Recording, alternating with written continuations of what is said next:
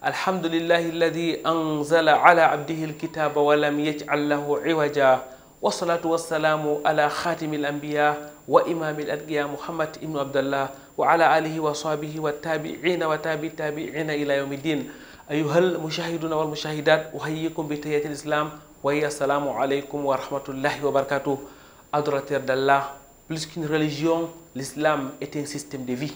Un système qui englobe à la fois les spirituels et les mondains, les social et l'économie, mais aussi l'individuel et le collectif. Muhammad, le messager d'Allah sallallahu alayhi wa sallam, était aussi un chef d'État, donc responsable de la gestion financière de sa communauté. Une gestion qu'il a bâtie sur le concept de Baytul Mal, une sorte de trésorerie islamique.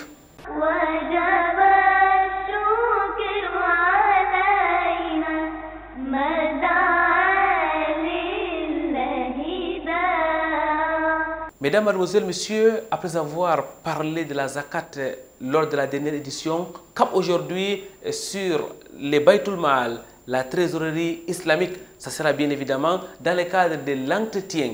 Victime de l'islam, c'est aussi au cœur de la société et les récits.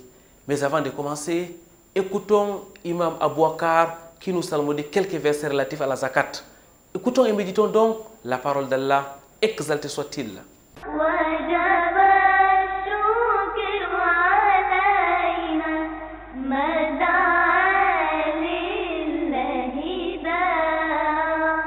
أعوذ بالله من الشيطان الرجيم إنما الصدقات للفقراء والمساكين والعاملين عليها والمؤلفة قلوبهم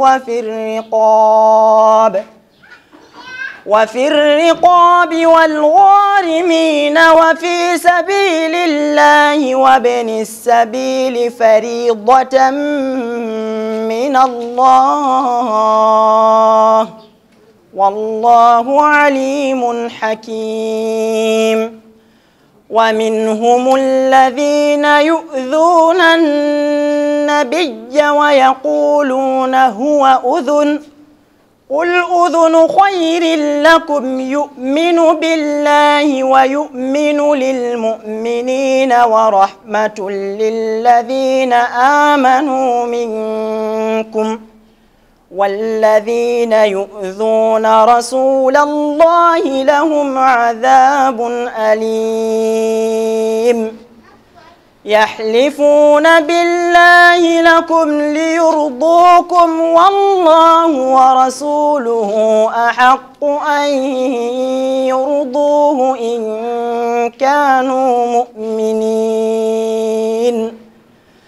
ألم يعلموا أنه من يحادد الله ورسوله فأن له نار جهنم خالدا فيها ذلك الخزي العظيم.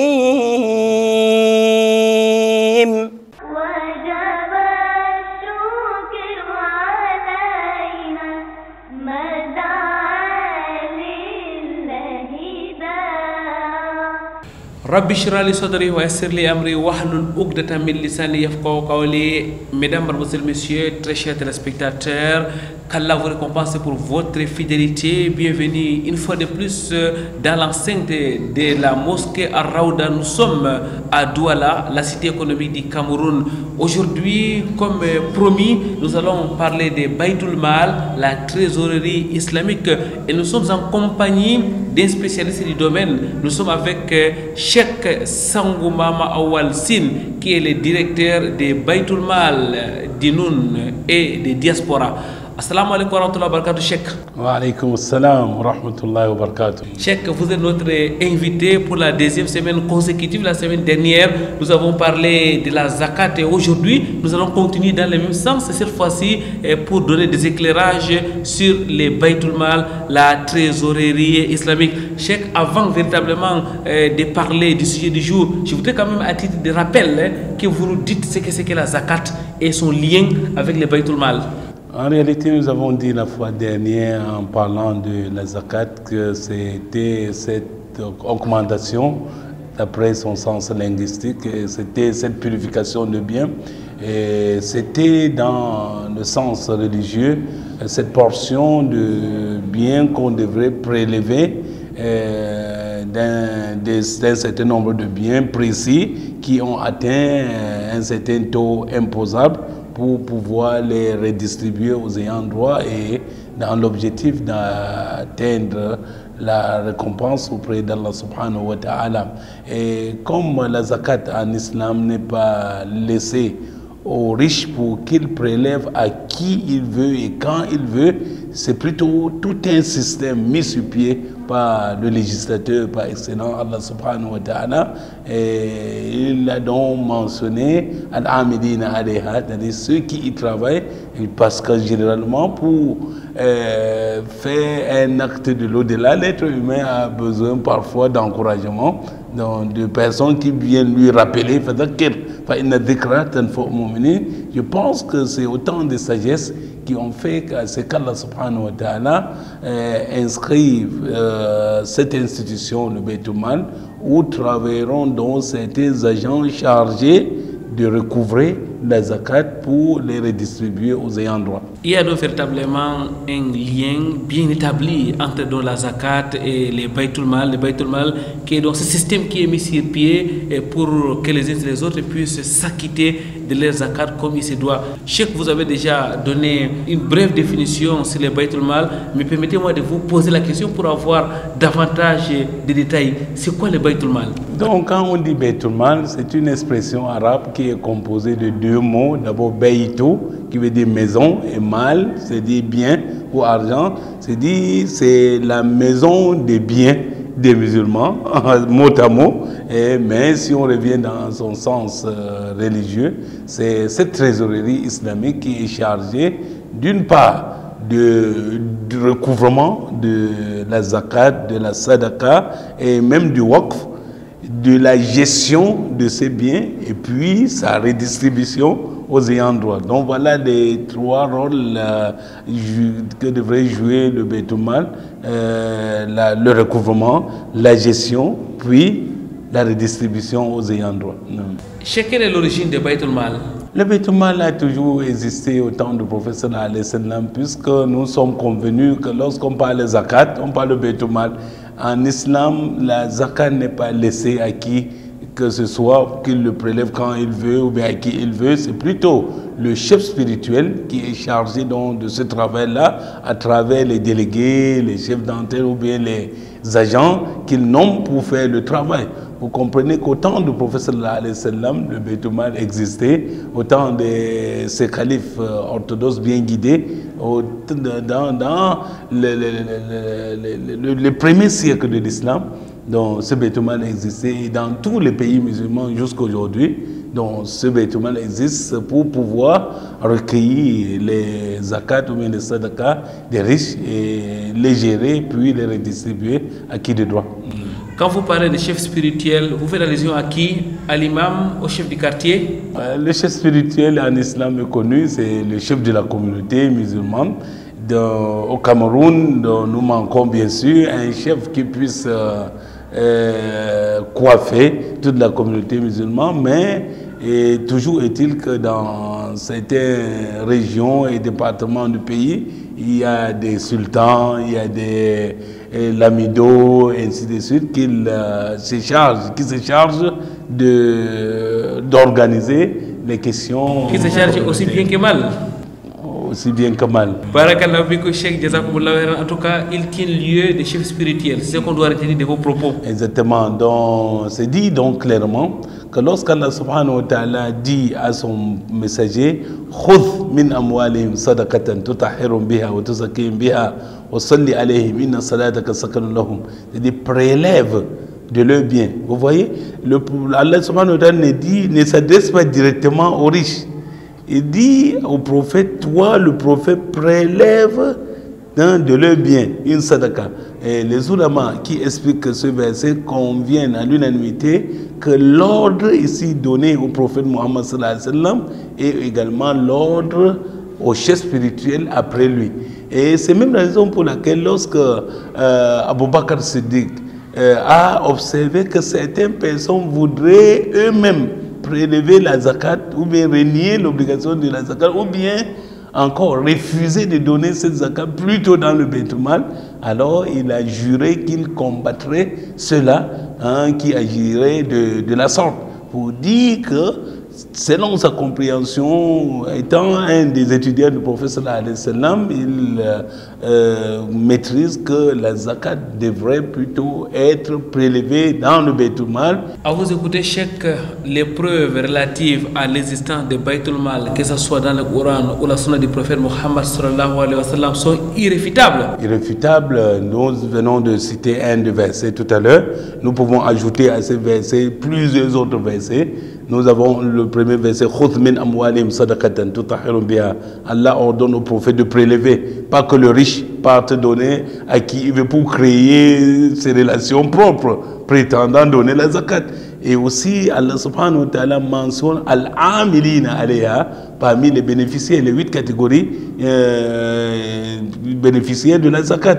Il dit, après juste mentionner les fuqara et masakin, la troisième catégorie, c'est al-amilina alayha, c'est-à-dire ceux qui y travaillent.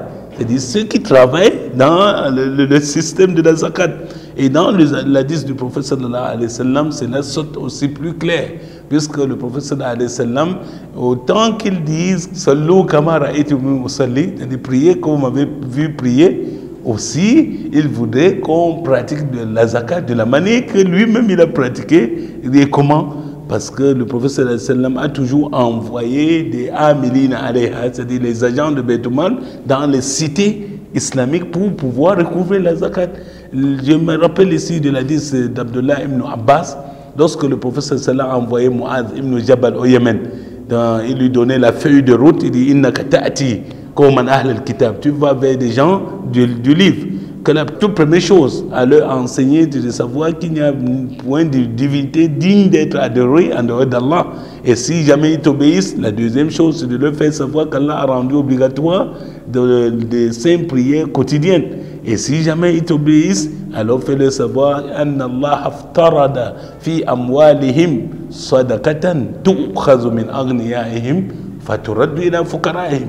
Qu'Allah subhanahu wa ta'ala a rendu obligatoire une aumône qu'on doit prélever des riches.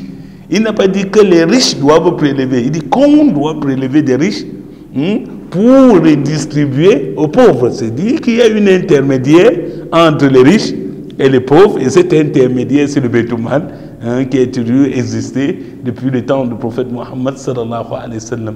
Cheikh, vous nous avez dit lors de la dernière émission que cet intermédiaire est impératif. Vous restez sur la même idée? Je reste ferme parce que c'est la position l'unanimité des oulémas, parce que les oulémas ne permettent aux riches de prélever sa zakat personnellement aux pauvres que lorsque le Beit Mal n'existe pas. Dès lors que le Beit Mal existe, alors tout riche devrait plutôt prélever ses biens plutôt dans le Beit Mal afin que cela puisse jouer le véritable rôle attendu. Et pourquoi la communauté musulmane accuse un peu de retard de nos jours? C'est parce que chaque riche prélève individuellement ses zakats.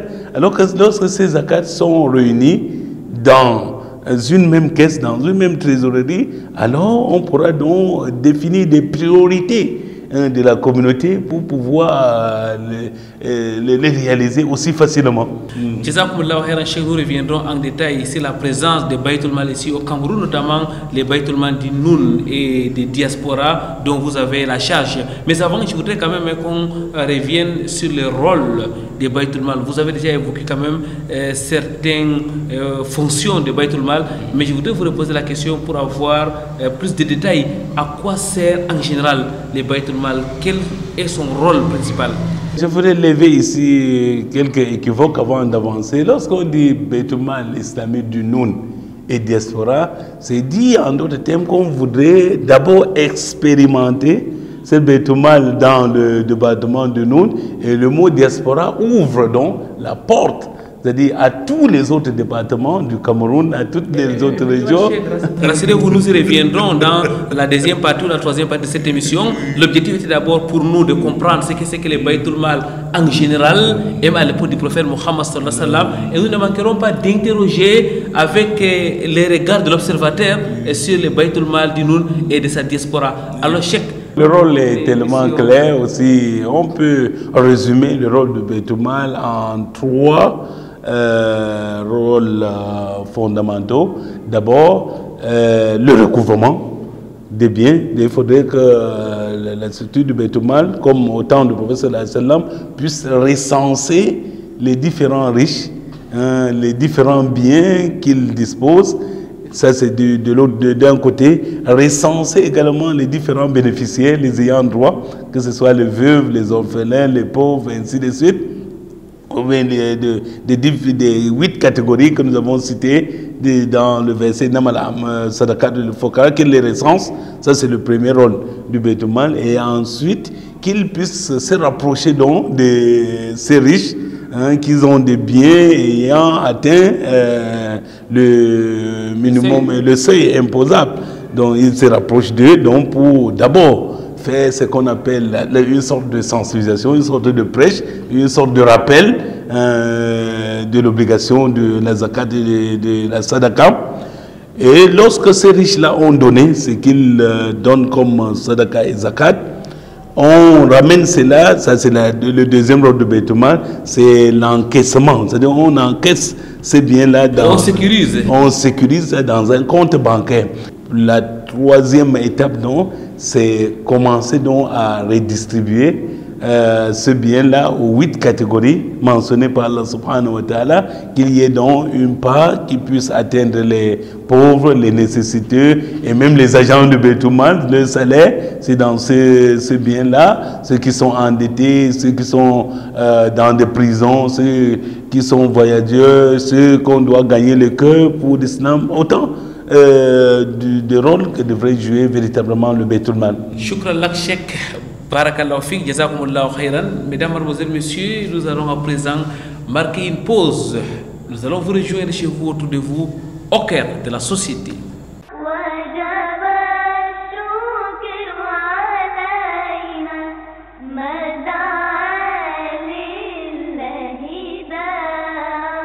Alhamdulillah wa salatu wa salam ala rasulillah wa ala alihi wa sahbihi bi ihsan ila yawmiddin. Assalamu alaikum wa rahmatullahi wa barakatuh, chers téléspectateurs de Vitrine de l'Islam. La Ligue de cadres musulmans, en abrégé l'ICAM, organise du 22 au 24 décembre prochain son assemblée générale. Ce sera ainsi une occasion de bilan pour les différentes régions de la LICAM. Je voudrais citer ici la région de l'extrême nord Marois, la région du nord Garoua, la région de la Damawa qui est à Gaoundéré, ainsi que la région du littoral, sans oublier le bureau national à Yaoundé, qui vont chacune de ces branches présenter le bilan de ces activités. Et à côté de cela, il y aura une grande conférence débat dont le thème est le cadre musulman et la contribution au développement. Cette grande conférence débat aura lieu le 24 décembre 2017 à partir de 9h au Centre de formation professionnelle de l'excellence de Douala. Les intervenants de cette conférence débat seront monsieur le frère Fouapon Alassane, qui est un historien, l'imam Mohamed Ali Bayrou, qui est un théologien connu de la ville, ainsi que le frère Ismaël Boyomo, qui est le coordinateur national de la LICAM. Autour de ces deux grands points que nous venons de citer, nous allons faire, il y aura une réflexion sur l'entrepreneuriat. Nous allons ici parler des présentations des business plans, des mini-projets clés à la main sur les secteurs porteurs tels que l'agroalimentaire, le marché halal, l'élevage, l'éducation et bien d'autres.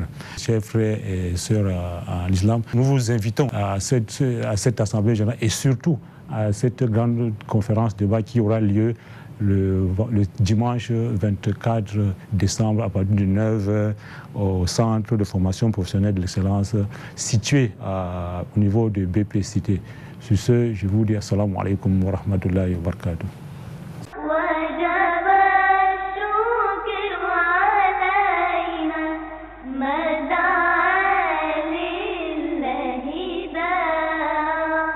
Le 18 décembre de chaque année se célèbre la Journée mondiale de la langue arabe, journée instaurée en 2012 par l'UNESCO. Pour cette 5e édition mondiale, le lycée bilingue de Nilon-Brazzaville a mis les petits plats dans les grands lors de cette commémoration. Pour la circonstance, ont répondu présent le staff administratif, les enseignants, des invités spéciaux, mais aussi les élèves. Au menu, des exposés portant sur l'importance de la langue arabe. En général, les impressions sont bonnes. La journée mondiale de la langue arabe a été célébrée avec faste au lycée bilingue de Nilon-Brazzaville. D'ailleurs, nous disons bravo à toute l'équipe qui a pu organiser l'événement.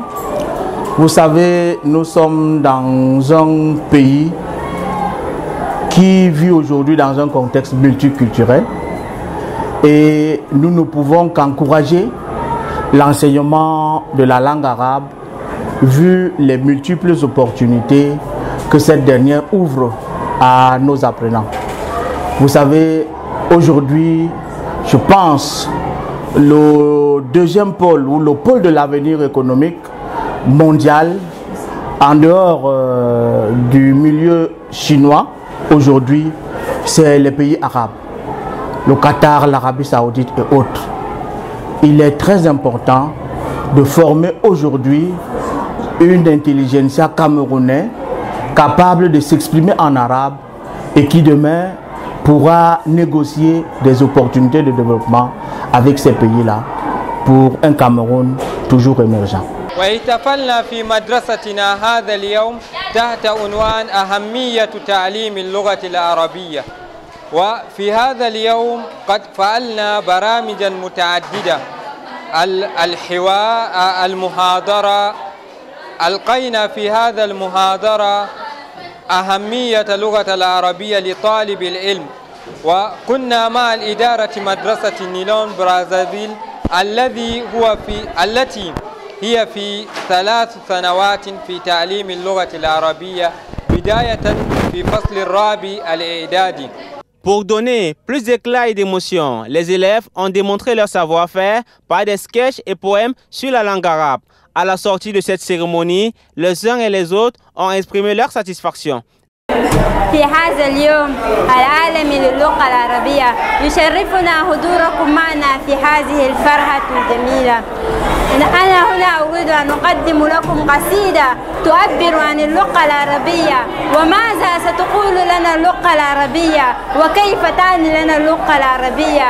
فأما بعد سأبدأ لكم بالقصيدة. لا تلمني في هواها أنا لا أهوي سواها لست وحدي أرتديها كلنا اليوم فداها نزلت في كل نفس وتمشت في دماها. Cette célébration donc a pour objectif la promotion de la langue arabe et ainsi que la promotion même de sa journée. Et de manière plus spécifique, il s'agit ici de montrer l'importance de l'apprentissage de l'arabe comme outil de communication. Comme outil de communication. Faire connaître au public cible la civilisation arabo-musulmane et présenter aussi des débouchés, c'est-à-dire au sortir des apprentissages de l'arabe, qu'est-ce que l'enfant peut faire. Et enfin, lutter contre les préjugés selon lesquels l'enseignement de l'arabe est synonyme de la religion. Le rendez-vous est donc pris l'année prochaine, Inch'Allah, pour la 6e édition.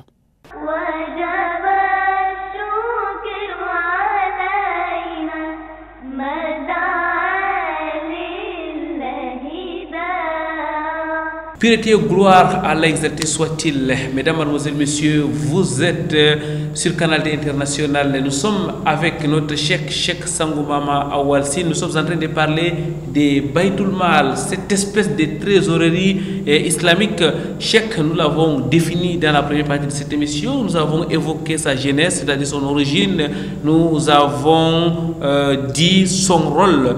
À l'époque du prophète Mohammed sallallahu alayhi wa sallam, comment est-ce que les Baytul Mal étaient organisés et qui était chargé de faire quoi? Qui dirigeait les Baytul Mal? Comment est-ce que ça s'est passé exactement? Question de mieux cerner ce concept. En réalité, c'est le prophète sallallahu alayhi wa sallam qui était le chef spirituel des musulmans parce qu'il assurait la direction religieuse comme la direction de l'État même musulman du temps. Et le prophète sallam donc pouvait déléguer son pouvoir à un directeur de Baytul Mal, Ce directeur également peut déléguer son pouvoir à plusieurs sous-directeurs, plusieurs départements, comme par exemple un département chargé de recouvrement, qui se charge donc de recenser et de recouvrer des biens auprès des potentiels donneurs de la zakat. Et une direction maintenant des investissements et de finances, donc qui se charge donc de fructifier les biens recouvrés, et une direction ou bien un département social, qui se charge donc de voir qui sont les différents bénéficiaires donc voilà donc un peu l'organigramme même du Baytul Mal. Shukran lak, Cheikh Barakallahu Fikoum. Le Baytul Mal a été pratiqué par le prophète Mohammed sallallahu alayhi wa sallam. Les califes ont marché sur les pas du prophète Mohammed sallallahu alayhi wa sallam, ainsi que d'autres pieds qui nous sont précédés. Exactement. Cheikh, nous allons à présent parler de notre contexte, nous allons parler de ce qui se passe dans le monde et notamment dans notre pays. Et je rappelle que vous êtes le directeur des Baytul Mal, Dinoun et Diaspora. Je vais à présent vous poser la question, pourquoi Dinoun et Diaspora? Est-ce que ça concerne uniquement les habitants Dinoun et Diaspora?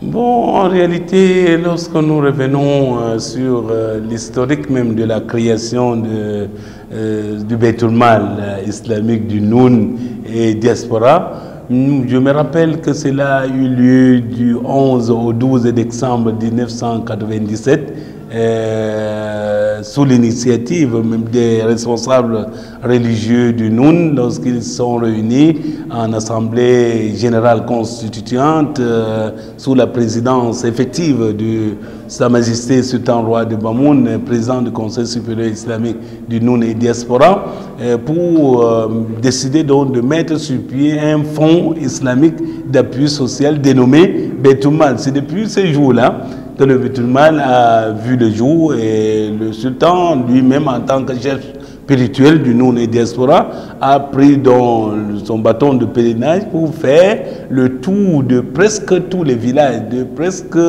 170 villages et villes dans le département du Noun, pour pouvoir sensibiliser la population sur la question du Baytul Mal.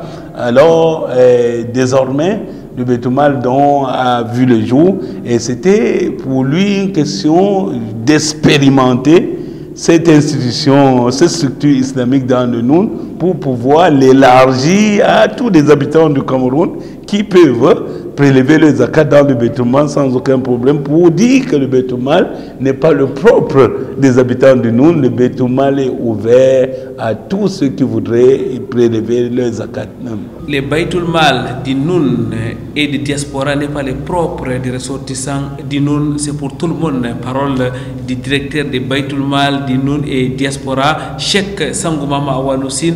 Et Cheikh, quels sont les acteurs du Baytul Mal du Noun et Diaspora? En réalité, les acteurs du Baytul Mal du Noun et Diaspora sont les responsables religieux qui, réunis, comme je disais tantôt, à une assemblée constituante, ont décidé donc de mettre sur pied un fonds islamique d'appui social, d'où la création donc de cette trésorerie islamique qui se charge désormais de recouvrer la zakat, la sadaka et même le waqf dans le Noun et la Diaspora. Cheikh, la question demeure quand même toujours en réalité. Lorsqu'on vous écoute parler de ces Baytul Mal, déjà à travers son origine, à travers l'appellation, mais aussi à travers les acteurs clés du Baytul Mal de la Diaspora, est-ce qu'on peut dire à ce jour que les Bayt al-Mal de sa diaspora représentent tout le Cameroun, est-ce que ce Bayt al-Mal est véritablement indiqué sur le triangle national ou on est d'abord à l'état embryonnaire et ça va avancer après? Bon, j'ai dit tantôt que c'était une phase d'expérimentation de cette structure dans un département choisi de nous. Nous aimerons qu'à long terme, que cette structure puisse être au niveau national, qu'on parle désormais du Bayt al-Mal islamique du Cameroun, pourquoi pas. À ce moment-là, peut-être une assemblée plus élargie viendra mettre sur pied des nouveaux statuts et règlements intérieurs du Bayt al-Mal qui, cette fois-ci, c'est la représentative dans toutes les régions et dans tous les départements du pays. Cheikh, parlons donc des Bayt al-Mal qui existent aujourd'hui dans notre pays. Quels sont les aspects stratégiques des Bayt al-Mal? Bon, le Bayt al-Mal s'étant fixé l'objectif d'améliorer les conditions de vie des croyantes ou bien des populations d'une manière générale, ici-bas et dans l'au-delà, à travers l'assistance sociale, la création des structures financières de référence et même la construction des complexes islamiques sanitaires et scolaires de qualité, s'est proposé un certain nombre d'axes pour pouvoir atteindre donc cet objectif. 5 axes ont été adoptés tout récemment lors du conseil d'administration tenu le 16 septembre 2017 sous la présidence effective de Sa Majesté Sultan Roi de Bamoun en sa qualité du président du conseil d'administration. Ces axes se résument en 5 objectifs stratégiques suivants. D'abord, 1, l'organisation et la structuration du Bayt al-Mal. Nous reviendrons peut-être dessus sur la manière dont le Bayt al-Mal est désormais organisé et structuré. Deuxième axe, la formation et le renforcement des capacités des agents de recouvrement. Et troisième axe, la création des activités génératrices de revenus pour pouvoir fructifier donc les biens ou bien les zakas et sadaka recouvrés. En quatrième axe, c'est l'appui aux responsables religieux et l'assistance sociale apportée aux veuves et orphelins et nécessiteux. Et en cinquième axe, c'est la réalisation des infrastructures islamiques scolaires et sociales de qualité et même financières. Voilà les 5 axes donc proposés ou bien adoptés lors du conseil d'administration énuméré tantôt pour pouvoir mener ou bien atteindre l'objectif global assigné au Bayt al-Mal. Shukran lak Cheikh. Mesdames, Mademoiselles, Messieurs, frères dans la foi, nous allons une fois de plus marquer une autre pause. Nous allons cette fois-ci écouter les récits.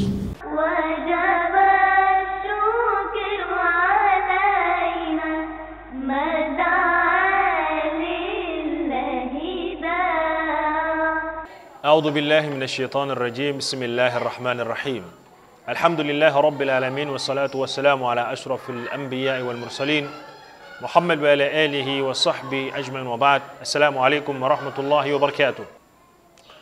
Abu Bakr Siddiq et donc Abdullahi ibn Abi Quhafa, Uthman, dans ses sobriquets, on l'appelait alias Atiq.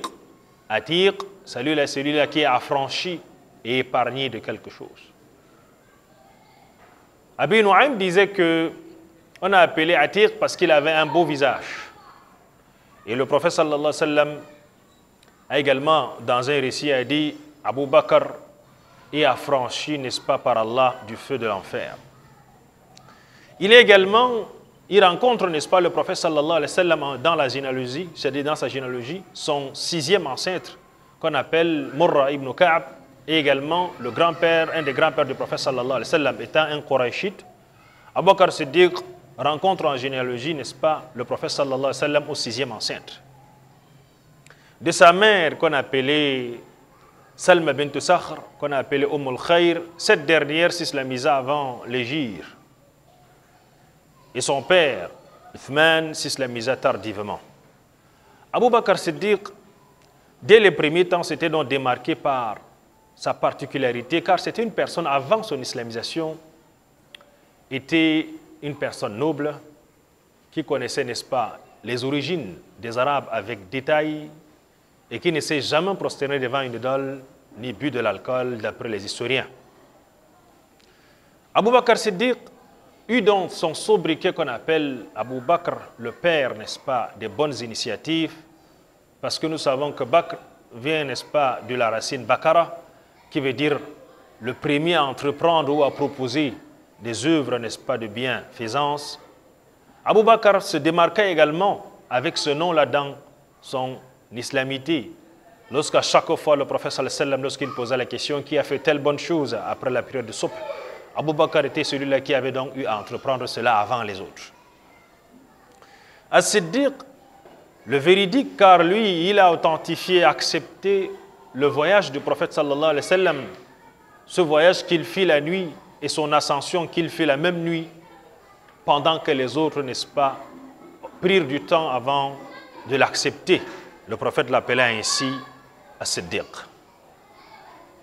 Abu Bakr Siddiq également se démarqua par son apport dans la cause, n'est-ce pas, de l'islam en compagnie du prophète sallallahu alayhi wa sallam, comme le prophète l'a bien dit, Ma nafa'ani malun, ma nafa'a malu Abi Bakr. Il n'y a aucune richesse qui m'a beaucoup servi, qui m'a beaucoup accompagné comme la richesse d'Abi Bakr. Lui qui a consacré sa vie et sa richesse pour ainsi, n'est-ce pas, accompagner le message du prophète sallallahu alayhi wa sallam.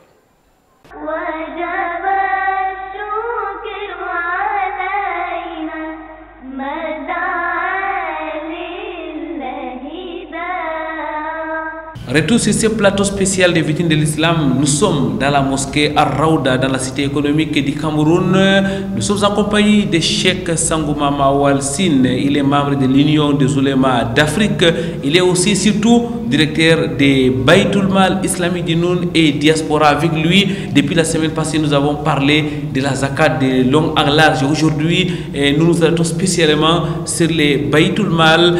Cheikh, tout à l'heure, vous avez parlé des 5 axes stratégiques qui ont été adoptés dans le cadre du Baytul Mal du Noun et Diaspora.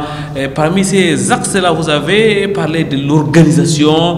Alors, que doit-on comprendre de cela? Qu'est-ce qui a été adopté d'une manière précise en matière d'organisation? Comment est-ce que le Baytul Mal désormais sera structuré? Nous avons essayé de calquer l'organisation même du Baytul Mal actuel dans le Noun sur le modèle du prophète Mohammed sallallahu alayhi wa sallam, de la manière qu'il y ait une assemblée générale de tous ceux-là qui sont fidèles au Baytul Mal, qui ont leur carte de fidélité, qui contribuent dans le Baytul Mal, qui prélèvent le zakat dans le Baytul Mal, ou bien qui donnent leur sadaka ou bien waqf. Ça, c'est l'Assemblée générale. Et sous l'Assemblée générale, il y a un conseil d'administration dont choisit cette fois-ci des chefs supérieurs du 2e degré du Noun, des imams principaux, par exemple, d'arrondissement et de groupement, des délégués du Baytul Mal qui viennent donc adopter un plan d'action annuel ainsi qu'un budget annuel pour le Baytul Mal. Et sous ce conseil d'administration, nous avons une direction générale. Et sous cette direction générale du Conseil supérieur islamique du Noun, il y a 3 directions. La première direction, c'est la direction de l'imama, chargée des affaires purement religieuses. Sous cette direction, il y a plusieurs départements, département de la da'wa et de l'orientation, département du pèlerinage, ainsi de suite. Nous avons une direction chargée des affaires financières, qui est la direction du Baytul Mal, qui est structurée en 3 départements. D'abord, le département du recouvrement, placé sous un responsable de recouvrement, un technicien même de la CMPS, parce qu'ils se connaissent dans le recouvrement, on les oriente seulement sur les techniques et l'éthique islamique de recouvrement, et un responsable du département de finances qui est des investissements. Vous comprenez donc la logique. Lorsque les fonds sont recouvrés par le responsable du département de recouvrement, c'est le responsable de finances et de l'investissement pense donc comment fructifier ce bien-là pour qu'on ait plus de liquidités dans la caisse du Beit-el Mal. Et le dernier département, troisième département, c'est le département des affaires sociales qui pense donc aux bénéficiaires du Beit-el Mal. Et cette direction donc de Beit-el Mal est représentée dans tous les 16 groupements et même des grandes communautés Bamoun de la diaspora par les délégués du Beit-el Mal. Ce délégué est assisté au niveau des villages par les chefs d'antenne.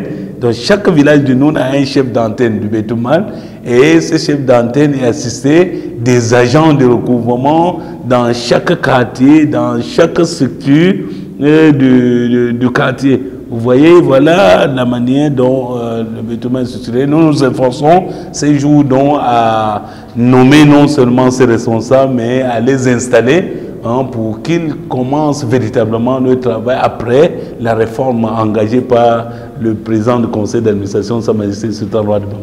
On voit qu'il y a une volonté d'impliquer tout le monde, Cheikh. Exactement, c'est cette volonté aussi de la proximité. Nous ne voudrons pas que quelqu'un trouve d'excuses auprès d'Allah subhanahu wa ta'ala que le Beit-el Mal était éloigné de lui.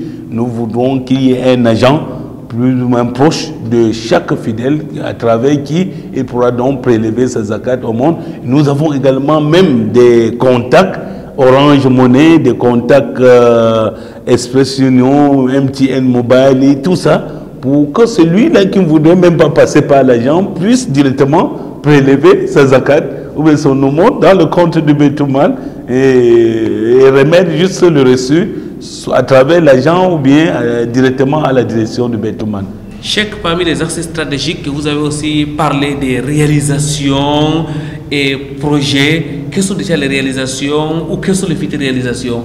Le Beit-el Mal a déjà fait beaucoup de choses dans l'assistance même des imams, l'assistance des démunis, des veuves, des orphelins, la réalisation des puits d'eau, la réalisation de certaines mosquées, mais l'œuvre palpable même et visible du Beit-el Mal est ce complexe islamique Sultan Seydou Djimodou qui est autour de la grande mosquée centrale de Foumban. Vous trouverez ce grand complexe qui abrite une très grande salle de conférence avec lieu des hommes et des femmes, de 3 salles de formation où les imams sont formés et un centre de santé qui est opérationnel actuellement, bien que le traitement là se passe à l'indigène et avec la ruqya, l'exorcisme islamique.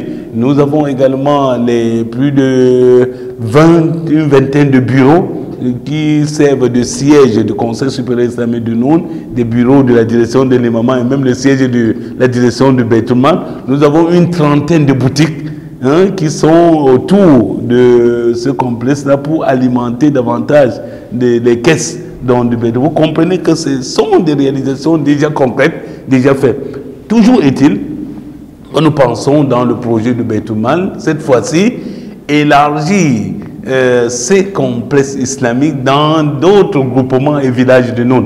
Nous pensons, après 5 ans, s'il plaît à Allah, de pouvoir réaliser de tels complexes islamiques dans d'autres groupements et villages de Noun. Aussi, également, créer une structure financière de qualité, c'est-à-dire une microfinance, que le Beit-el Mal, par exemple, passe de son statut actuel au statut de microfinance. Pourquoi pas au statut de banque islamique du Noun et diaspora.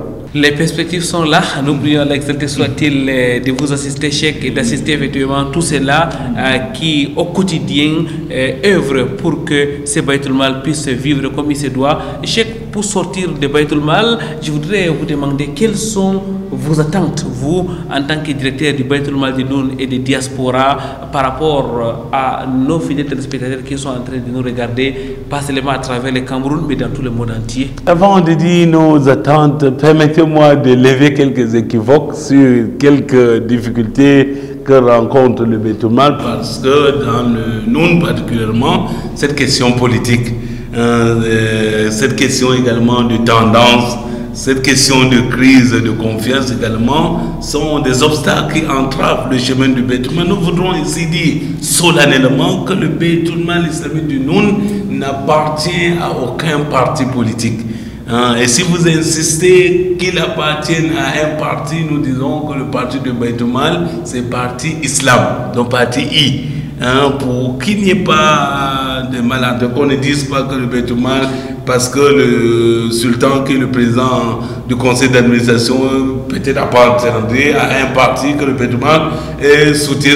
Non, parce que c'est dans le nom, chaque fois qu'il y a une belle initiative comme le Baytul Mal, si c'est tel parti qui a pris l'initiative, l'autre voudrait casser cette belle initiative pour coller l'étiquette de politique à cela. Nous disons non, le Baytul Mal n'appartient à aucun parti politique, mais à partir d'Allah subhanahu wa ta'ala et d'Allah uniquement.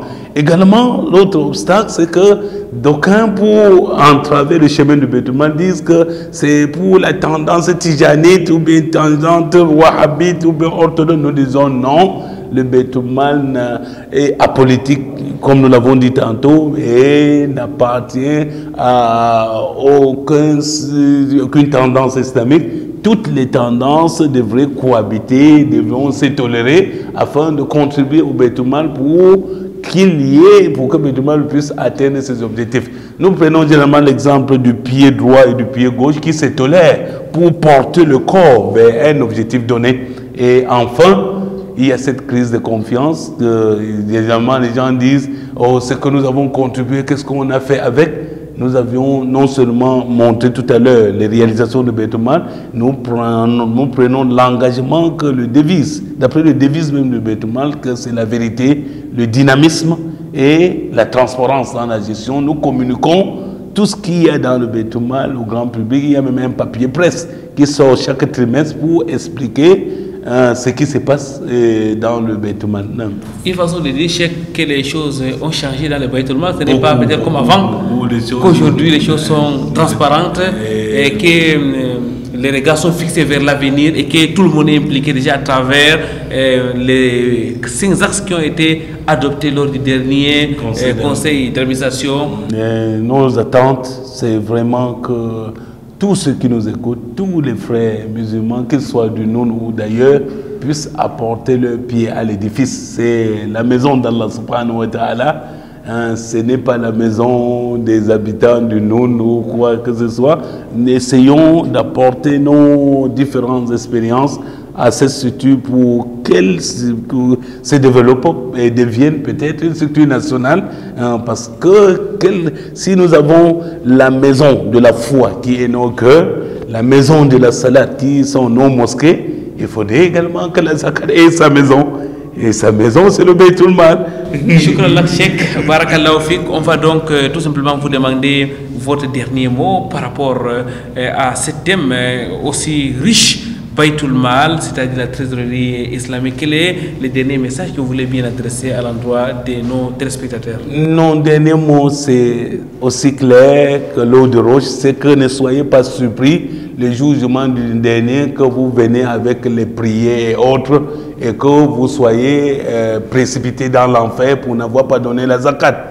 Et nous disons à tous nos téléspectateurs qu'ils peuvent effectivement nous contacter à travers les numéros qui s'affichent sur leur petit écran pour avoir les contacts de Baytul Mal, Inch'Allah. Nous nous portons garant de mettre à leur disposition les informations nécessaires ainsi que les différents numéros de téléphone de cette structure-là et qui effectivement, mesdames, mademoiselles, messieurs, est en train de faire son chemin. Sur ce, alhamdulillah, mesdames, mademoiselles, messieurs, qu'Allah vous récompense d'avoir été avec nous. Nous disons aussi merci à notre invité, Cheikh Awal Sine, Cheikh Sangoumama Awal Sine, qui était là avec nous depuis la semaine passée. Cheikh Awal, qui est donc membre de l'Union des oulémas d'Afrique, directeur de Baytul Mal islamique de Noun et de la diaspora. Merci aussi à l'équipe technique qui nous a permis de réaliser cette émission. Merci particulièrement à M. Calvin Tekan. Merci à Ousmane pour leur disponibilité. Sur ce, nous nous donnons rendez-vous vendredi prochain lorsqu'il sera 16h30 heure du Cameroun ou à 6h30 dans le cadre de la rediffusion de ce programme. Nous vous rappelons que vous pouvez aussi retrouver cette émission sur YouTube. Il suffit simplement d'aller dans notre chaîne vitrine de l'islam. Pour vous inscrire aussi dans les multiples groupes WhatsApp de votre émission, il suffit simplement de nous contacter à travers le numéro qui s'affiche sur votre petit écran. Subhanakallahumma wa bihamdik, nashhadu an la ilaha illa anta, nastaghfiruka wa natubu ilayk. Wassalamu alaikum wa rahmatullahi wa barakatuh.